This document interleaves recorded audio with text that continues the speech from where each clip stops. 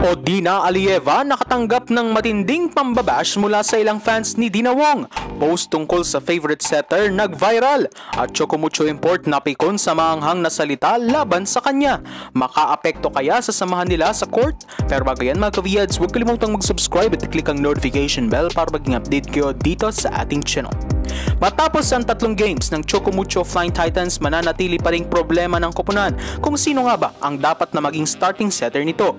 Marami ang nagsasabi na si Jem Ferrer ang dapat na maging first setter ng team dahil na rin sa malawak na experience ito at maayos na connection sa court. Ngunit marami rin naman ang nag-aalala dahil alam naman ng lahat na hindi ganun katangkaran si Jem at posible siyang maging liability sa blocking. Dahil dito mas pinaboran ng ilang mga volleyball fanatics ang setter na si Dina Wong para mas ma-improve ang depensa ng Chocomucho. Pero ayon sa ilang mga manonood, malaking problema umano ang hindi masyadong maayos na connection ni Wong at ang kanyang import na si Alieva. Hindi umano nito na ma-maximize ng maayos si Odina, kaya natalo sila sa unang game. Dahil dito naging sanhi ng debate sa social media kung sino kina Jem at Wong ang dapat na maging setter ng koponan. Sa last 2 games ng Chocomucho, si Jem Ferrer ang naging starting setter ng team. Panalo sa parehong laban ng koponan at nakapagtala si Odina ng combined 57 points. Marami tuloy ang nagsasabi na obvious na mas nagagamit ng maayos ang import pag si Jem ang setter ng Flying Titans. At kamahaylan nga lang, tila nagpahiwatig si Odina kung sino ang kanyang gustong starting setter ng team. Sa kanyang social media post, ibinunyag ng Uzbek-Azerbaijani import na si Jem Ferrer ang kanyang favorite setter.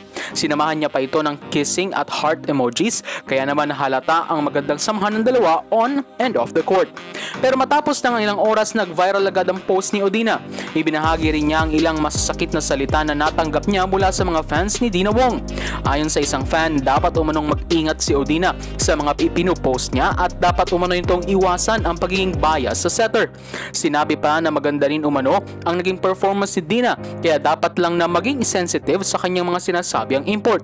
Dito na napikon si Odina at hindi niya napigilang maglabas ng saloobin matapos makatanggap ng maanghang na salita. Ayon sa import, tila hindi umano naiintindihan ng mga fans ang klase ng biruan nila ng kanyang mga teammates. Mas mahalaga rin umano para sa kanya ang saloobin ni Dina at Jem kaysa makinig sa pambabash ng mga triggered na fans.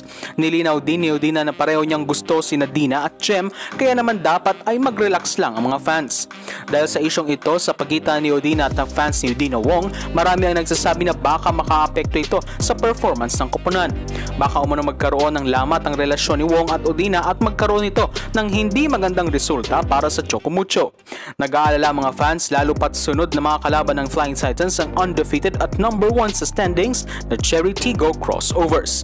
So there you have it mga ka-Viads. Thank you for supporting this channel. Please don't forget to subscribe and click the notification bell to be updated on upcoming videos.